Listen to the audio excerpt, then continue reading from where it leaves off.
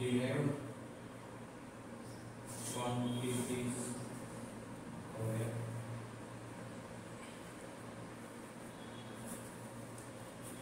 Derived quantity मध्ये कुठल्या content आहे कशाला म्हणतो आपण फंडामेंटल क्वांटिटी आपण कशाला म्हणतो fundamental quantity the physical quantity which do not depend on any other quantity is called काय म्हणतात फंडामेंटल क्वांटिटी. आता डिराइव्ड क्वांटिटी काय आहे बघा the physical quantity which depend on fundamental quantity is called derived quantity. म्हणजे असे काही quantities आहेत ज्या की कशावर डिपेंड आहेत फंडामेंटल क्वांटिटीवर डिपेंड आहेत त्यालाच आपण काय म्हणायचं डिराइव्ड क्वांटिटी असे म्हणायचं. आता कुठल्या अशी क्वांटिटी आहे जी की डिराइव्ड आहे एरियाला कॅपिटल ए न दाखवूया आपण एरियाला कसं दाखवायचं कॅपिटल ए न हे काय डिराइव्ड क्वांटिटी. ओके एरियाचा जो फॉर्म्युला आहे ए बरोबर एल स्क्वेअर असतं ए बरोबर L square that is mean by L म्हणजे लेंथ कशामध्ये मेजर करतो मीटर मध्ये. ओके तर मग इथं काय मीटर स्क्वेअर आहे म्हणजे याचा युनिट काय झालं मीटर स्क्वेअर हे काय झालं एसआय युनिट कशावरून काढलं फॉर्म्युल्यावरून. त्याच्यावरून काय काढायचं आपण डायमेन्शन काढायचं काय काढायचं डायमेन्शन एल एम टी हे T0 M0 इन्फॉर्मेशन कोणाचे लेंथचे. ओके लेंथचे इथे 2 आहे म्हणून लेंथच्या डोक्यावर किती टाकायचं 2 हे झालं त्याचं डायमेन्शन कोणाचं एरियाचं. नसेल आपण असं लिहू शकतो L × L म्हणजे काय एरिया.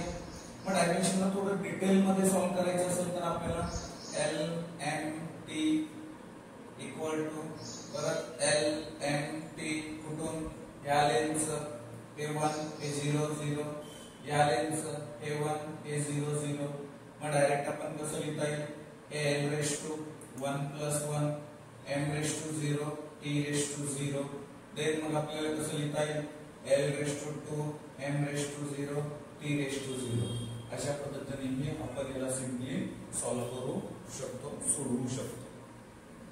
डायमेन्शन फक्त त्याच्या डोक्यावर काय लिहिलं L1 डायमेन्शन कशाने दाखवलं आपण LMT L म्हणजे लेंथ M म्हणजे काय मास T म्हणजे काय टाइम.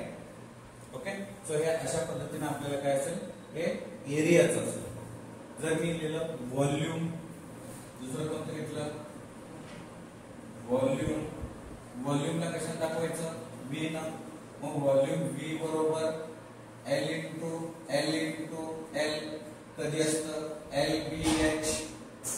ओके मग L × L म्हणजे किती येतं L³ येतं काय आलं L³. मग याचा युनिट काय येणार आहे लेंथ मीटर आहे मग हे त्याच्या डोक्यावर 3 आहे तर हे काय आलं मीटर क्यूब. हे कुणाचं याचा युनिट आहे याचा युनिट हे कुणाचं आहे व्हॉल्यूमचं याचा युनिट काय आहे मीटर क्यूब. त्याच्यानुसार डायमेन्शन लिहायचं तर आपल्याला LMT T0 आहे M0 आहे L3 आहे डायरेक्ट मी काय लिहू शकतो SI युनिट लिहू शकतो व्हॉल्यूमचं.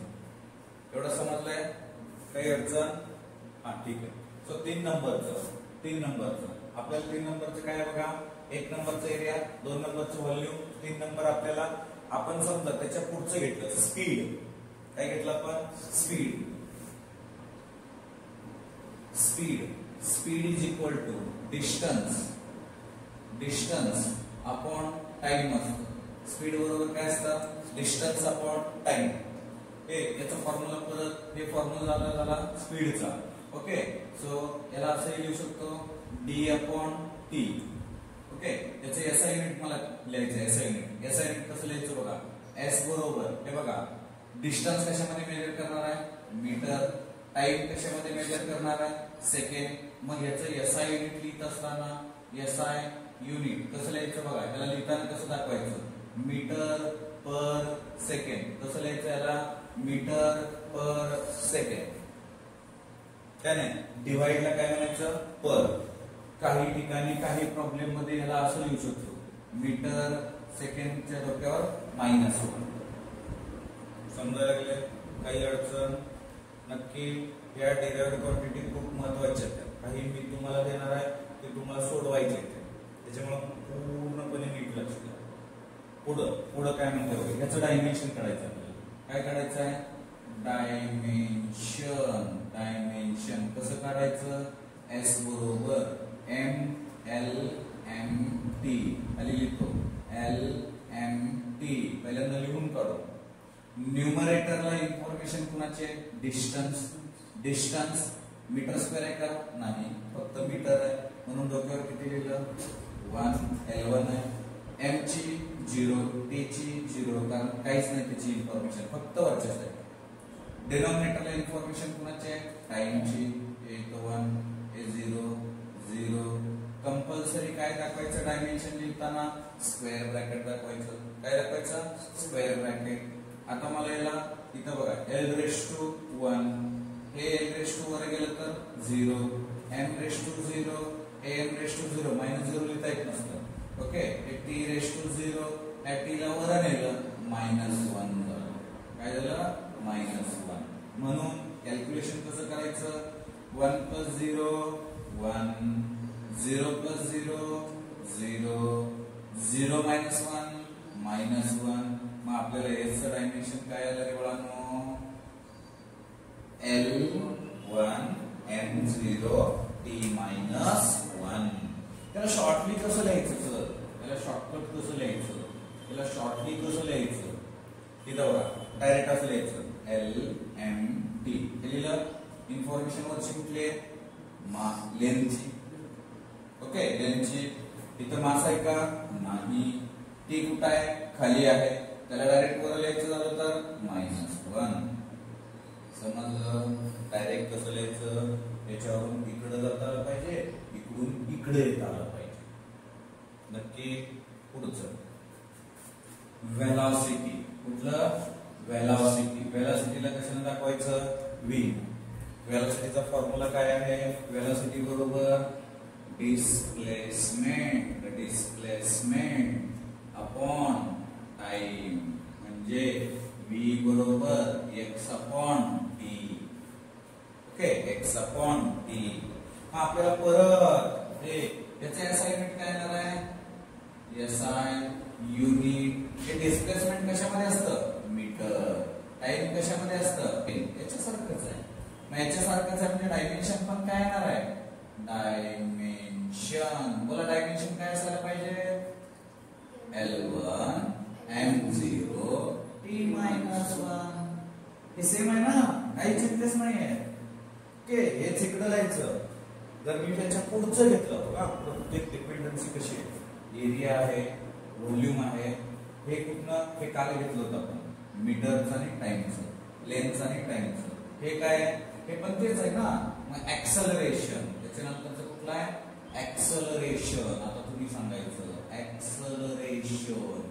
ऍक्सलरेशन छोटावाला हे दाखवायचं. त्याचा फॉर्म्युला आहे वेलॉसिटी अपॉन टाइम.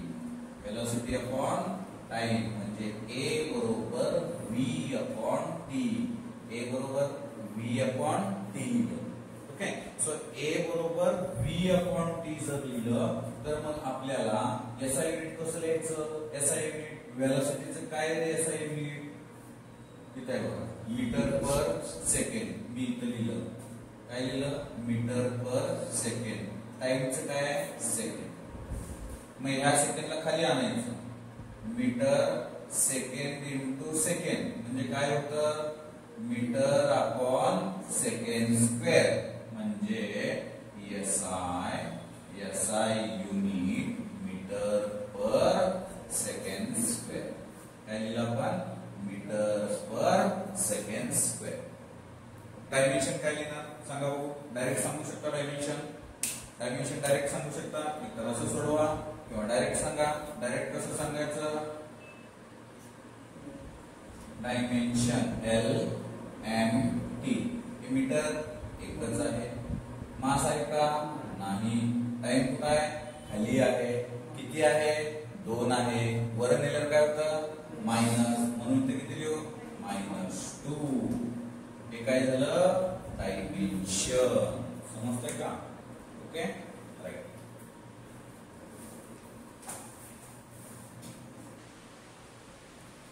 आपल्याला त्याच्या आधी आपण ऍक्सेलरेशनचं बघितलं, आता तुम्हाला बघायचं आहे फोर्सचं बघायचं आहे. फोर्स इक्वल टू काय, मास इंटू ऍक्सेलरेशन, म्हणजे F equal to m into a, F equal to m into a. नीट लक्ष द्या. आता मला याचं काय करायचं आहे, SI युनिट काढायचं आहे. काय करायचं आहे, SI युनिट काढायचं. सो याचे SI युनिट काढायचं तर मला सांगा मास कशामध्ये मेजर करतो, kg मध्ये. ऍक्सेलरेशन आता जस्ट बघितलं कशामध्ये, मीटर पर सेकंड स्क्वेअर. हे मल्टिप्लिकेशन आहे म्हणून हे दोघं मल्टिप्लिकेशन मध्ये लिहिले. डिवाइड जर असलं असतं तर डिवाइड मध्ये लिहिलं असतं. ओके.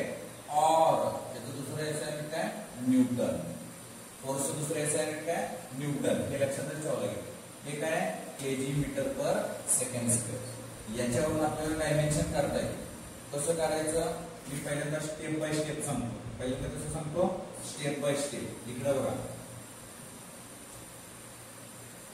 हे काय, SI युनिट.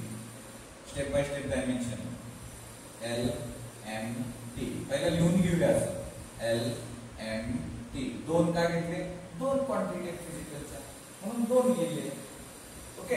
हा, ही इन्फॉर्मेशन. M म्हणजे काय, मास आहे. M म्हणजे काय, मास आहे. म्हणजे फक्त M1.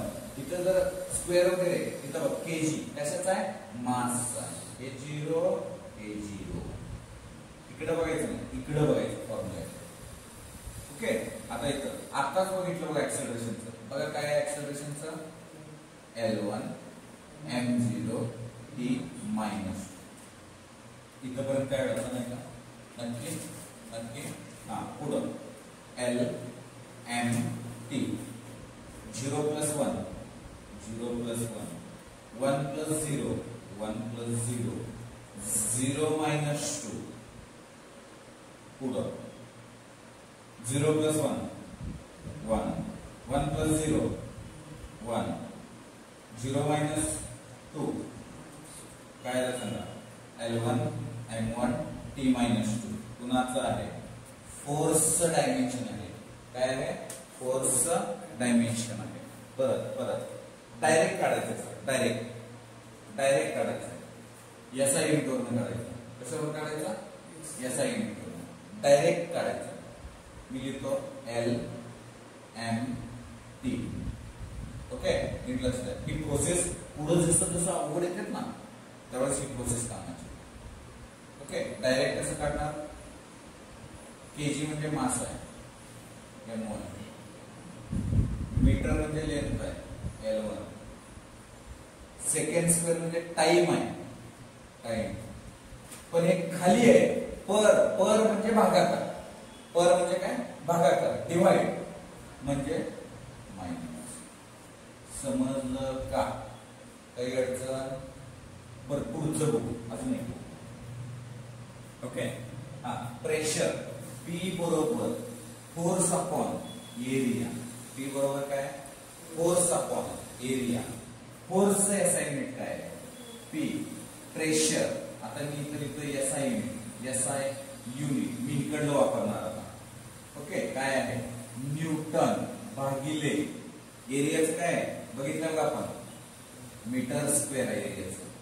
मग याला लिहिताना एक तर असं लिहा, दुसरी सिस्टीम कसं लिहिणार, न्यूटन पर मीटर स्क्वेअर. कसं लिहिलं, न्यूटन पर मीटर स्क्वेअर. अजून कसं लिहिणार आहे, और newton metre raise to minus. कोणतीही एक मेथड, 90% मेथड ही वापर. कुठे वापरायची, ही मेथड. कळलं कसं रेट करायचं, न्यूटन पर मीटर स्क्वेअर. समजायला लागलं. ओके. हा, आता इथं बघा, आता आपल्याला याचं काय करायचं आहे, डायमेन्शन. आता याचं डायमेन्शन काढायचं आहे. डायमेन्शन कसं काढायचं, इथं बघा, हे फोर्सचं डायमेन्शन आपल्याला आधीच माहिती आहे.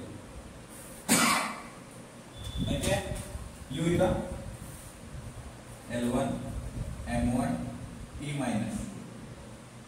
हे कुठून आलं, हे सगळी प्रोसेस. हे माहित झालं तर पुढे जाता येतं.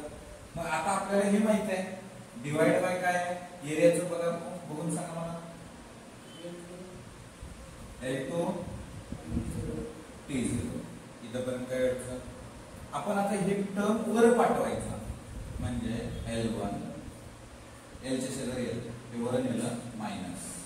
ओके हे M1 हे M वर नेलं काय खाली असलं काय 0 राहणार आहे -2 आणि हे T0 सांगा वर मला पट पट पट पट पट पट 1 - 2 1 - 2 1 प्लस 0 1 प्लस 0 दुसरं काय येणार आहे -2 प्लस 0 सांगा T बरोबर काय आलं T बरोबर